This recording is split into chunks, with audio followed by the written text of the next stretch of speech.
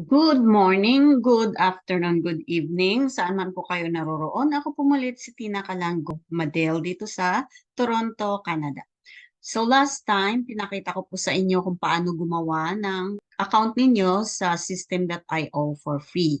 So hopefully, nakagawa na po kayo, and I have also showed you how to locate your affiliate link or affiliate ID. So ngayon naman po, ipapakita ko sa inyo kung paano gumawa ng funnel in a simple step way. Unti-untihin po natin para hindi po nakakalito po, lalo na po sa mga baguhan na hindi pa alam kung saan magsisimula. Huwag niyo pong kalimutan, ang system.io ay ginagamit ng karamihan para sa kanilang online business.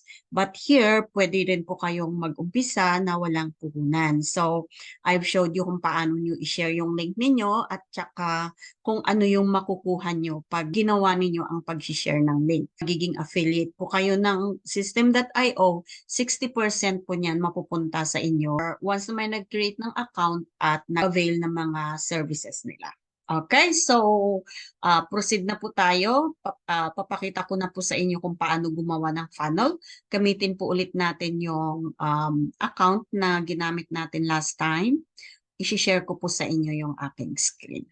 So hopefully lahat po kayo nakikita nyo itong screen na ito.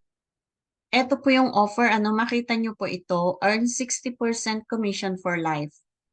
I-click po natin yan. Once na nag-create na po kayo ng account, makakatanggap po kayo ng offer na ganito. So, did you know that you can earn 60% affiliate commissions on the sale of system.io and our courses? Ito, may mga courses din po kayong pwedeng i-resell. I said, hindi nyo po kailangan ng capital, just explore ang loob ng system.io and then you can move forward.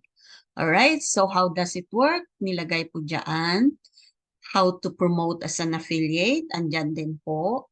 Yeah, let's go. Click here to post your affiliate link on Facebook. Binigyan din po kayo ng easy way kung paano po ninyo ipopromote yan or paano nyo isi-share to others para naman matry nila. Now, let's go to the affiliate dashboard. So, eto na po. Once na nakalagin kayo, eto po talaga ang makikita nyo, yung dashboard ninyo. So, upgrade your account. Halimbawa, nagra-run na kayo ng business and then kinukulang kayo. So, eto nyo po siya i-upgrade. Pagkabago po kayo, makikita nyo pa lang ito kung free account kayo. Pero pag once na nag-upgrade na kayo, dito nyo na makikita sa settings yan. Okay? So, mawawala na po siya dito. Pwede na po kayong mag-work through this one. So, pwede na po kayong magkaroon ng 2,000 na number of contacts. Marami-rami na po yan. Tapos, pwede na po kayong gumawa ng sales funnel na 3 maximum. Tapos, yung steps, 15. Papakita ko po sa inyo kung paano yan. Blogs, isa lang ang magagawa nyo pag kayong free. And then courses, isa lang din po pag free. And automation rules, pag-aaralan po natin lahat yan moving forward. Okay po? So wag niyo pong kalimutan, gamitin niyo yung link ko to create your account, join sa community, and you can learn a lot. Marami pong tutorials na ipapakita sa inyo. Okay, so dashboard. Pinakita ko rin lahat yan. So let's go to affiliate dashboard. Ito kung paano nyo hanapin yung affiliate link ninyo just for a review. Ano po yung link ninyo? Just click that one at makakopy na po yan sa clipboard ninyo. Our topic today is all about how to create your funnel. So makikita nyo sa dashboard, meron ditong funnel. Just click funnel. Ito ang makikita nyo pagkabago pa lang kayo. Oops, it looks like this list is empty. Okay, so let's go and create a funnel. Click nyo lang po yung create at ito dapat ang makikita nyo dyan. Let's say my first funnel. Alright, so since nawala pa kayong sariling domain, andito pa lang kayo sa system.io, I will explain that to you later kung paano rin magkaroon ng sariling domain. Unti-untihin muna natin para hindi kayo ito, okay? So dito, ang unang-una nating gagawin is build an audience. So pwede rin namang sell a product or a service kung nagra-run na kayo ng business. Pero para dito sa beginner's guide, build an audience muna tayo. Dahil paano ka nga ba magma-market? Di ba kailangan mo ang potential customers or prospective customers. So, paano we'll discuss that in the future. Pero for the purpose of this presentation, let's get this one as our goal. Create na tayo ng name, my first funnel, at build your audience. Click natin yan. And of course, para sa negosyo in the future, pwede po natin palitan yung currency kung nasa saan po kayo. Tulad namin, andito po kami sa Canada, $10. Okay? So, that's it and save. Now, naka-create na tayo ng funnel natin. Okay, so, ano naman ang makikita natin sa loob ng funnel na ito? Kung i-click mo yan, sabi niya doon, this is where you'll view your funnel once you've created. Kasi wala pa naman tayong nagagawa. Kaya ito yung nagpakita. Head back to system.io, click create step, choose a template, and start building it out. Balik daw tayo doon sa system.io para maka-build tayo na. Duplicate. Pwede nyong i-duplicate ito. Halimbawa, nabuo nyo na talaga itong funnel na to, tapos gusto nyong i-edit. You can always duplicate para hindi ninyo ma-mess up yung una nyong nagawa, and then you can edit yung duplicate copy. Or kung hindi kayo satisfied sa una, pwede nyo namang i-duplicate muna para at least kung may mapagpipilian kayo, i-deactivate nyo na lang yung isa. Pwede rin yung i-share. Kung halimbawa, kakilala nyo or prospective customers, i-share din po nyo yan. And then yung setting, tulad po nung ginawa natin kanina, yun po yung pangalan, yung domain, yung funnel domain, at saka yung currency. Yan lang po and then save. And kung ayaw nyo naman na po, pwede nyo po siyang i-deactivate. Punta na po tayo sa funnel. I-click po natin kung anong meron dito. Ayan. Makikita nyo, side na to is, ito yung tinatawag na steps. Okay? So, pwede kayong mag-create kung ilan dyan. Dito sa presentation na to, meron na siyang pre-made. So, squeeze page or landing page ang tawag dito. And then, yung final step, thank you. Okay? Now, ito yung template ninyo. Meron siyang pre-made templates na pwede ninyong i-edit to make it your own. Okay? So, pwede kayong mamili. Alright, you can scroll down. Marami pa po tayong options dyan. If you don't like those you've seen first, then yeah. So, itry natin ito. How to launch a new business, 3 approaches that work. So, for instance, i-select natin itong template na to. And ito ang lalabas. Okay? So, kung gusto mo itong gawin na sa'yo, you can view the funnel step. You can always click that one. Or you can also click this one and you can view the funnel. Kung ano dapat ang magiging itsura. So, ganyan dapat ang magiging itsura ng funnel.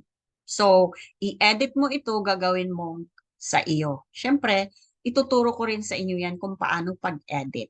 I'm going to show you how to create your funnel for now and then I'll move forward. Now, tulad ng sabi ko, kung gusto mong i-edit yan to make it your own, eto lang, i-click mo lang siya. Edit page. Ayan. Dito nyo na po siya i-edit. Andito po yung mga resources natin. Ituturo ko rin po sa inyo kung paano gawin yan. But then it's gonna be too overwhelming na ipipresent sa inyo lahat iyan. Sa isahan. Hindi ninyo ma-absorb lahat sa one shot. Okay? It's going to be very complicated. Let's go back. Yung napili mong page template, kung ayaw mo yon, kung gusto mong baguhin, you can always click change page template. Okay? I-click natin to para makita ninyo. Just confirm and then ibabalik niya kayo dito kung saan kayo pwedeng mamili ulit. Alright, so ayan po, you can choose whatever you want. Halimbawa, ito, i-select natin yan. Tapos, i-view mo yung funnel kung ano magiging itsura. Ganyan na po. Okay, so yan na yung magiging style ng funnel mo kung yun ang gusto mong gawin. Let's go back. Okay, so after na magawa mo lahat yan, huwag na huwag kalimutan na i-save yung ginawa mo or in-edit mo. Every time na mag-edit ka, kailangan mong i-save para hindi ka pabalik-balik kung saan ka nag-umpisa. Ngayon naman, makita mo ito, sabi niya squeeze page. So we can always change this as steps in creating a funnel. Okay. So dito, you can always change yung number na ito para mas madali mong maintindihan. Huwag kalimutan, walang space dapat. So steps, gamitin natin yung dash or hyphen. Save po natin. Okay? So let's save that. Ayan. So pagka walang mali, makikita nyo dyan, changes saved. So balik po tayo doon sa funnel. Alright. So nakagawa na po tayo ng funnel. Balik po tayo doon. So kung makikita nyo, meron na po kayong funnel na nagawa na isa. May first funnel. So ano ba ang meron dyan sa first funnel na yan? Ayan po yung steps in creating a funnel. So ang kulang na lang po natin kung paano pag-edit. And then ito po yung steps. Ipapakita ko po sa inyo ang purpose ng mga steps na yan. Pagka once na we go forward, just don't forget to create your free account sa system.io using my link. Ilalagay ko po sa description below kung ano yung link na i-click ninyo. You can also visit my blog. Yung blog ko ngayon, ilalagay ko din po yung description niya below para po lagi kayong updated. At saka kung hindi nyo nasusundan itong video, you can always go back there. Nilalagay ko na rin po yung Tagalog version doon sa blog ko. Doon po sa articles ninyo makikita yung mga discussions natin dito. In the future, I'm planning to move them in one place para hindi po siya halo-halo. Kasi yung blog ko is, kung makita nyo po yung website ko, it says healthandwellnessfusion.com. Kumbaga, ating kayamanan, pinagsama natin physically or financially and lahat-lahat na po. Okay? So, wag po kayong magtataka kung bakit ganun yung napili ko na website. Alright, so maraming salamat po. Ako ulit si Tina Calango Madil dito sa Toronto, Canada para po lagi kayong updated ng mga tutorials and presentations natin. Don't forget to subscribe to my YouTube channel, like and hit the notification button. Thank you so much and again, see you in the next video.